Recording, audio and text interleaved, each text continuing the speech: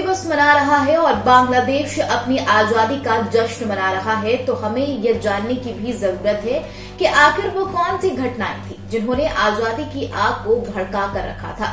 16 दिसंबर 1971 को पाकिस्तान की सेना ने अपने सैन्य तानाशाह यामहा खान के साथ पूर्वी पाकिस्तान में आत्मसमर्पण किया था। इसके साथ ही एक नए देश का उदय बांग्लादेश के रूप में हुआ था। भारत यदि इस संघर्ष में अपनी अहम भूमिका नहीं निभाता तो बांग्लादेश कभी आजादी का सूरज नहीं देख पाता।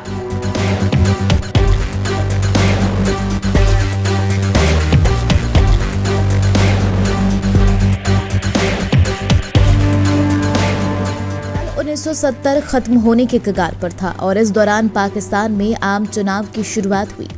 इस चुनाव में पूर्वी पाकिस्तान अवामी लीग के नेता शेख मुजीबुर रहमान ने अपनी लोकप्रियता साबित करते हुए जीत हासिल की और अपनी सरकार बनाने का दावा किया, लेकिन पाकिस्तान पीपुल्स पार्टी के नेता जुल्फिकार अली भुट्टो इससे सहमत नहीं थे, क्योंकि पश्चिमी पाकिस्तान पर शासन कर रहे लोगों को पूर्वी पाकिस्तान की दखल मंजूरी नहीं थी।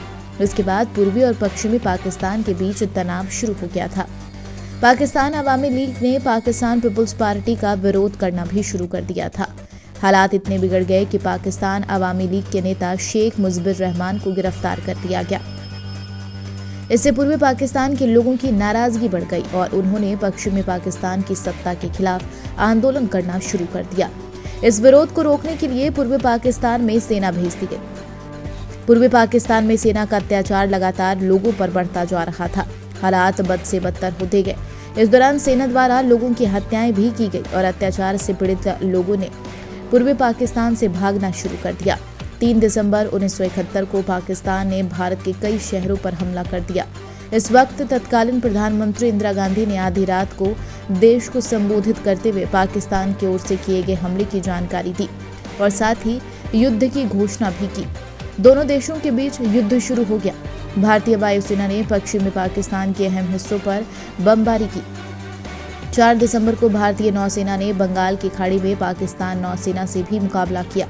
अगले दिन यानी 5 दिसंबर 1971 को भारतीय नौसेना ने कराची बंदरगाह पर बमबारी करके पाकिस्तानी नौसेना के मुख्यालय को खत्म कर दिया। कहा जाता है 1971 के युद्ध में करीब 3,900 भारतीय सैनिक शहीद हुए थे। बताया जा रहा है बांग्लादेश की आजादी की चिंगारी दरअसल काफी वर्षों से धधक रही थी, लेकिन जब यहाँ खान ने देश की जनता में रोष को देखते हुए आम चुनाव करवाए तो उसका रिजल्ट उसकी आशा के अनुरूप नहीं आया। बांग्लादेश की आजादी का सबसे बड़ा चेहरा मुस्लिम लीग के शेख मुजीबुर रहमान ने इस चुनाव में जबरदस्त जीत हासिल की। उनकी पार्टी को बहुमत मिला। इसके बावजूद यहाँ खान ने मुजीबुर रहमान को पीएम नहीं बनने दिया और जेल की सलाखों के पीछे डाल दिया था। यामहा खान और पाकिस्तान के खिलाफ एक आग का काम किया जो भड़कती ही चली गई। इस घटना ने पाकिस्तान के पूर्वी इलाके में आक्रोश को जन्म दे दिया, जिसको कुचलने के लिए जनरल टिक्का खान ने लोगों की जुबान बंद करने के लिए सेना को खुली छूट दे दी।